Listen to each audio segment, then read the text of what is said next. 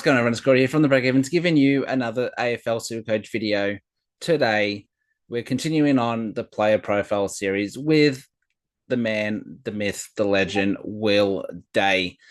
Will Day is someone who I have been looking at all preseason and even towards the end of last season, someone I look to target. So I'm excited to get into this. Before we do that, make sure you hit me up on X at Breakevens Pod, on Facebook, The Breakevens, or here on YouTube, The Breakevens. And speaking of, if you've missed any of the other videos, make sure you go check them out and subscribe to the channel for daily AFL Supercoach content all the way up to round one.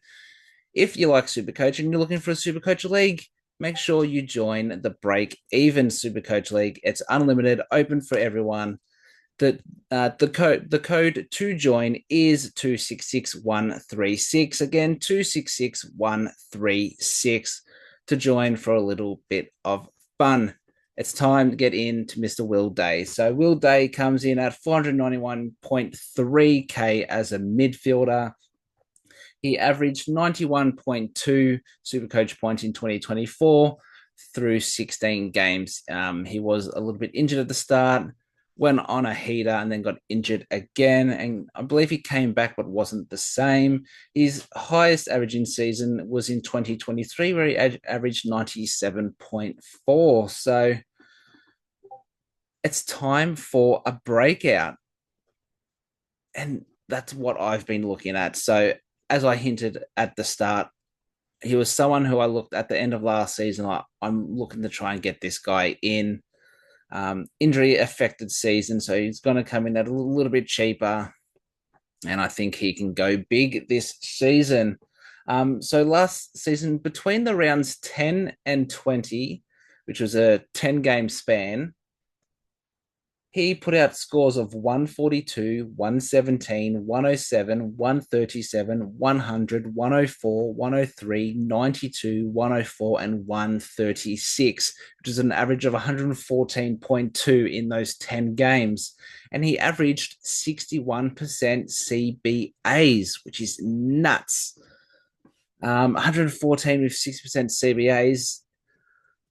This season, I think he gets more CBAs. I think he's going to be around a 70% CBA guy. Now, the downside for Will Day is he's injury prone, but they're weird injuries. It's like what Lockie Whitfield used to get. Remember a couple of years ago, Whitfield was always injured. It was like he had a crack in the rib after a tackle, or he got hit by like a golf ball or something. I don't know. There was just ridiculous stuff. Will Day is usually the same. It might be an ankle here and there. It's never really a soft tissue like a hamstring, a calf. And I'm pretty sure his shoulders are usually pretty good. So,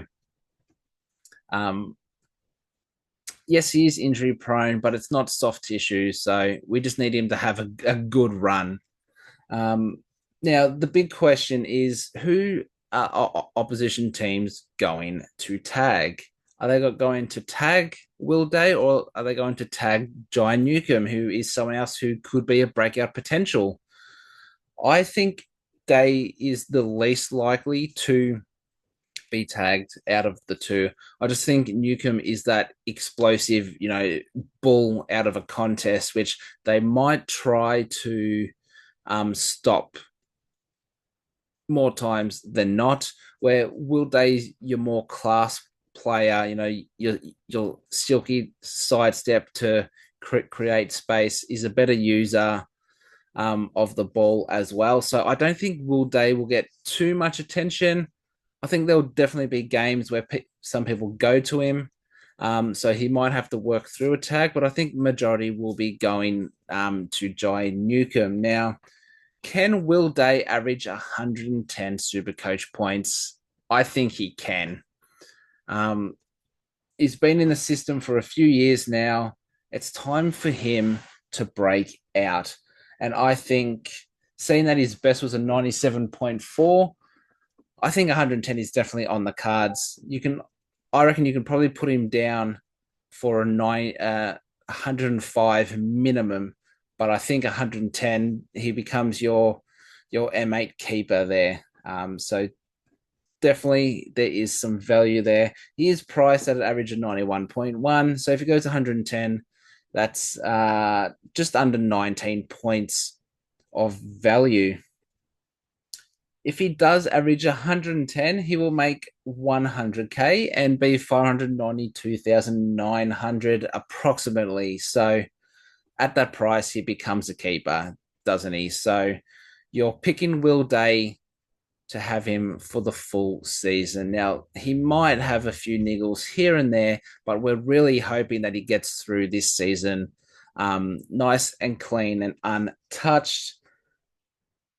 Are there better options at his price? So I've got a few players down here. I have their price and what I think they can average. So the first one is Darcy Parish at 481k. So obviously 10k cheaper. I think he can average 105 to 110. So quite similar to Will Day. The only difference with Parish is we've seen him average over 110. But again, injury prone. Next is Clayton Oliver, 451k, so 40k cheaper. And I think he can go at a 115, potentially a 120 plus. We've seen him do that many times before. Can he get back to that after a pretty poor season last season that was interrupted with on and off field issues? He wasn't fit. Confidence was down. There was a lot on his mind. New season, he's looking good. So he could definitely score a lot higher. Adam Chera at 447k.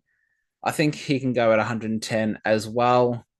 If he gets enough mid time and he stays fit. He is, what's that? It's 40 odd K cheaper, 44k cheaper. So if you next up is Finn Callahan at 441k. I think he maxes at 110. I don't think he goes 110. I think he could be more your 104 to 108 type guy. But that all relies on if he gets some more CBA time. He was put on a wing last season. So we really are looking for him to get CBAs.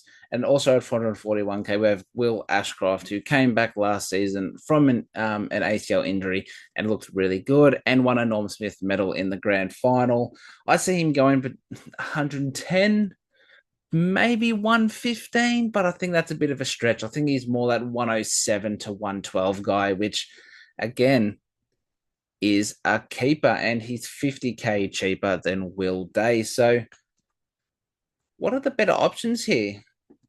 In my opinion, me going through what I think players are going to score, Will Day, I think, is 110. He could push 115. So looking at that, you got Oliver, who can do the same. Ashcroft, who I think can do similar. Parish, if he's fit, can. I think Chera and Callahan are probably the two least likely to go at a 115. Chera, I do think goes at a 110. So it will all depend on your structure and how much budget you have left over. I like Will Day, and I have since the end of last season. So he's definitely someone who I am looking at. I think Oliver should be in everyone's sides anyway. So if you're looking for two of these guys, I think you're looking at Day, Ashcroft,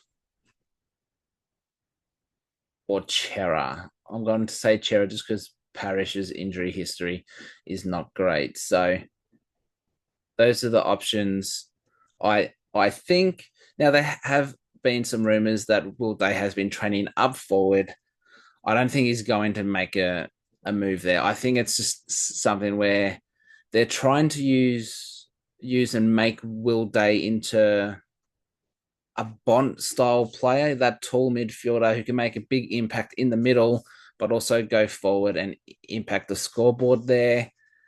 No, he's not going to be as good as Bont, in my opinion. But if he rests forward, the way I see it is more time on ground, more chance for him to score points. And if he's gone at a 97 before, if he hits the scoreboard here and there, that puts him over the 100 mark anyway. And I think there's that natural development and more CBA time that he is going to get, which could make him go up to 110. So, with that said, I think Will Day will be a great selection this season, and I'm expecting big things. So, um, make sure he is in your considerations and check what his role is during preseason. It should be 65 to 70% CBAs, in my opinion, with maybe some rest in forward time. So that's going to do it for today's video. Make sure you go check out any of the other videos you may have missed. Subscribe to the channel as always for daily AFL Supercoach content all the way to round one. You can find me on X, don't forget, at Breakevens Pod, and on Facebook, the Breakevens. Like, follow, and subscribe on all social media platforms. I'll be back tomorrow with another video for you all. So thank you all again for watching and listening. And until then, it's bye for now.